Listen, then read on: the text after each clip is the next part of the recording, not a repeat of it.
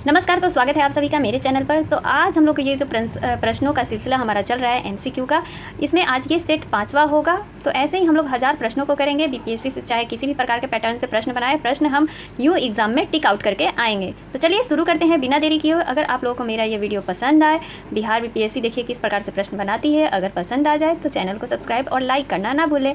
Like करने से motivation मिलता है, जिससे कि हम अच्छे और वीडियो बना सकें। पहला प्रश्न है कि मुजफ्फरपुर में किंग्सफोर्ड हत्या का प्रयास कब किया गया था। किंग्सफोर्ड हत्या का पूछ रहा है कि कब प्रयास किया गया था। 1908 में, 1909, 1907 या फिर 1911 में। तो कब किया गया था? ये किया गया था 1908 ईस्वी में। किंग्सफोर्ड की हत्या का प्रयास 1908 ईस्वी में किया गया था।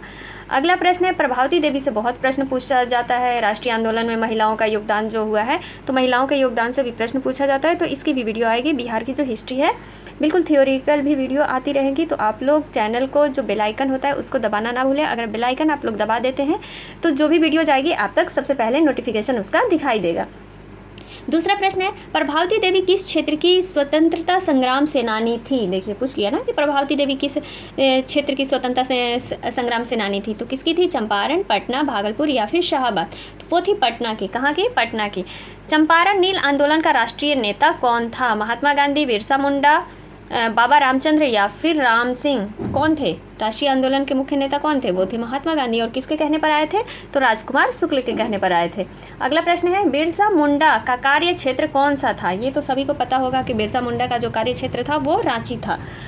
अगला प्रश्न है, जयप्रकाश नारायण इस पार्टी से जुड़े थे। जयप्रकाश नारायण जो थे वो किस पार्टी से जुड़े थे? तो ये सभी को पता है कि जयप्रकाश नारायण जो थे वो सोशलिस्ट पार्टी से जुड़े हुए थे।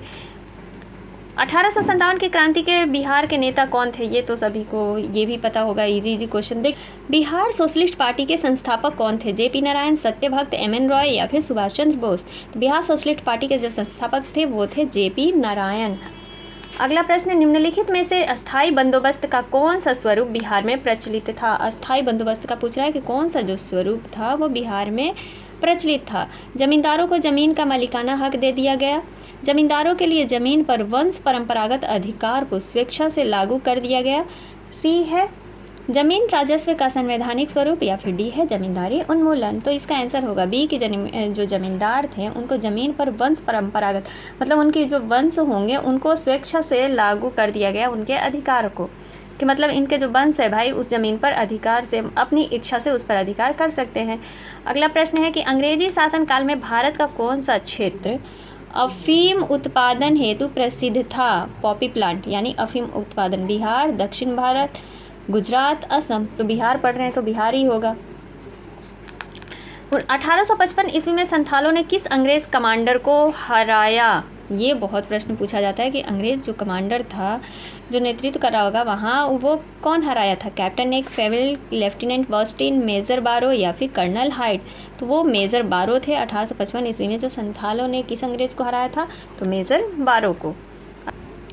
अगला प्रश्न है, बिहार के उस क्रांतिकारी का नाम बताइए जिसने सितंबर 1928 में हिंदुस्तान सोशलिस्ट रिपब्लिक आर्मी, इन सब का नाम पूछेगा, संपादक का नाम पूछेगा, तो ये सब याद रखना है। आर्मी की बैठक में भाग लिया था। हिंदुस्तान सोशलिस्ट रिपब्लिक आर्मी की जो बैठक हुई थी उसमें किसने भाग लिया था? 1928 ईस्वी में। फणींद्र नाथ घोष, अजय घोष, ज्योतिन्द्र नाथ घोष या फिर भगत सिंह। तो किसने भाग लिया है हिंदुस्तान सोशलिस्ट रिपब्लिक आर्मी में? फणींद्र नाथ घोष ने भाग लिया था। अगला है, 1947 के भारतीय राष्ट्रीय कांग्रेस के दिल्ली अधिवेशन की अध्यक्षता किसने की थी? जेबी कृपलानी, डॉक्टर राजेंद्र प्रसाद, अब्दुल कलाम आज़ाद और जवाहरलाल नेहरू। तो 1947 के भारतीय राष्ट्रीय कांग्रेस के दिल्ली अधिवेशन की जो अध्यक्षता की थी वो किए थे डॉक्टर राजेंद्र प्रसाद। ठीक है।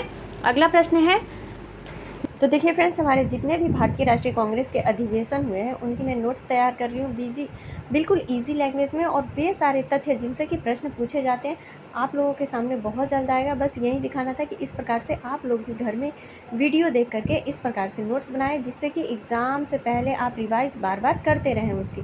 बस अगला प्रश्न है, बिहार में किस स्थान पर भारतीय राष्ट्रीय कांग्रेस का 1922 का अधिवेशन हुआ था? यानी 1922 वाला अधिवेशन हुआ था वो कहाँ पर हुआ था? बिहार में 3 अधिवेशन हुए थे। एक तो 1912 का अधिवेशन था जो कि बांकीपुर यानी पटना में हुआ था, और ये दूसरा था 1922, और तीसरा हुआ था 1940 जो कि रामगढ़ में हुआ था। और ये 1922 वाला अधिवेशन जो है कहाँ हुआ था? गया में हुआ था। रामगढ़ वाला अधिवेशन कब हुआ था? तो 1940 में। और ये 1912 में हुआ था, यानी पटना में ही बांकीपुर में। ठीक है, इसका याद रखना है। इसके अध्यक्ष कौन थे जो 1912 ईस्वी में हुआ था? तो इसके अध्यक्ष थे RN मधोलकर। रामगढ़ में जो हुआ था 1940 ईस्वी में, तो इसके अध्यक्ष थे मौलाना अबुल कलाम आज़ाद। और जो 1922 में हुआ है गया में, इसके अध्यक्ष कौन थे? तो चित्तरंजन दास थे। तो बिहार से रिलेटेड, क्योंकि बिहार में हम लोग एग्जाम देने जा रहे हैं, तो बिहार से रिलेटेड जो अधिवेशन हुए हैं उनको याद रखना है। तो बिहार में कुल कितने अधिवेशन हुए थे? 3 अधिवेशन हुए थे। और बिहार में प्रथम अधिवेशन कौन सा हुआ था? तो वह हुआ था 1912 का बांकीपुर वाला अधिवेशन। ठीक है, इतना एक क्वेश्चन में आपके 3 क्वेश्चन कंप्लीट हो गए। आगे बढ़ते हैं। बिहार में 1929 में किसान सभा आंदोलन का आरंभ किसने किया था? अब देखिए 1929 में पूछ रहा है कि किसान सभा का जो है आरंभ किसने किया था? राजकुमार शुक्ल, बैकुंठ शुक्ला, स्वामी सहजानंद, आचार्य कृपलानी, उपयुक्त में से कोई नहीं, या इनमें से एक से अधिक? तो बिहार में 1929 में जो है किसान सभा का आंदोलन स्वामी सहजानंद सरस्वती ने किया था। अगला प्रश्न है, मैं जहाँ भी हूँ जगदीशपुर वहीं है, यह किसने कहा था? देखिए अब जगदीशपुर से आप रिलेट कीजिए कि किसने कहा होगा। अमर सिंह, झांसी की रानी, कुंवर सिंह, जनरल लॉयड, इनमें से कोई नहीं, इनमें से एक। तो कौन किए थे? कुंवर सिंह किए थे।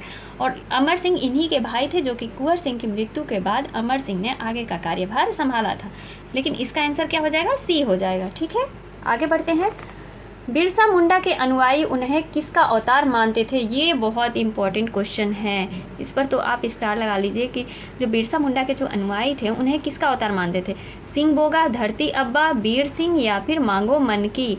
तो वो किसका अवतार मानते थे? धरती अब्बा यानी विष्णु का अवतार। और ये बिरसा मुंडा जो था ये कहता भी था कि मेरा जन्म इसीलिए हुआ है ताकि मैं जो गरीब, दलित या जो दुखी व्यक्ति है उनका उद्धार कर सकूँ। ठीक है, तो इससे ये प्रश्न हो गया कि उसे धरती अब्बा कहा जाता था, अवतार मानते थे।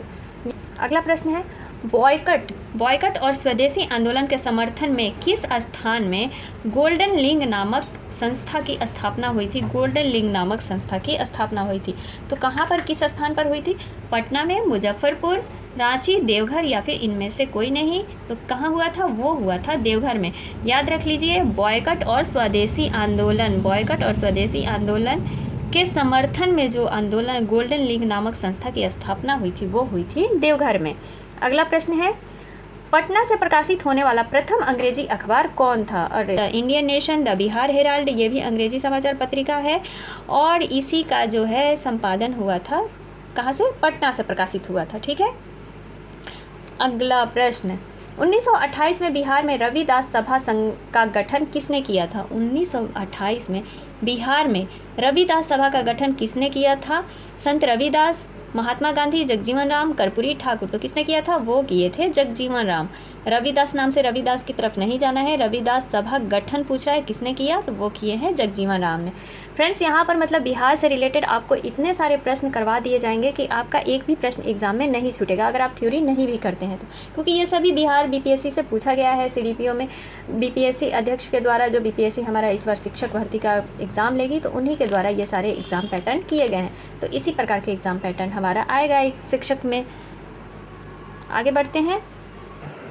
यदि नील की खेती करने से छूट चाहते हो तो नील के किसानों को कौन सी क्षतिपूर्ति कर देना पड़ता था? मतलब जो अंग्रेज़ थे वो कहते थे कि यदि नील की खेती नहीं करना चाहते हो तो तुम्हें कोई क्षतिपूर्ति कर, मतलब उसका हर्जाना देना पड़ेगा। तो कौन सा कर होता था? ऑप्शन ए है वट्टा कर, बी है जजिया, सी है तवान, या फिर डी है नजराना। तो ये कर जो नील की खेती ना करने के लिए हर्जाना जो देना पड़ता था वो होता था तवान। तवान यानी जुर्माना, हर्जाना इसी को कहा जाता है, वो कर देना पड़ता था। तो बस आज के लिए इतना ही, मिलते हैं किसी अगले वीडियो में, तब तक के लिए धन्यवाद।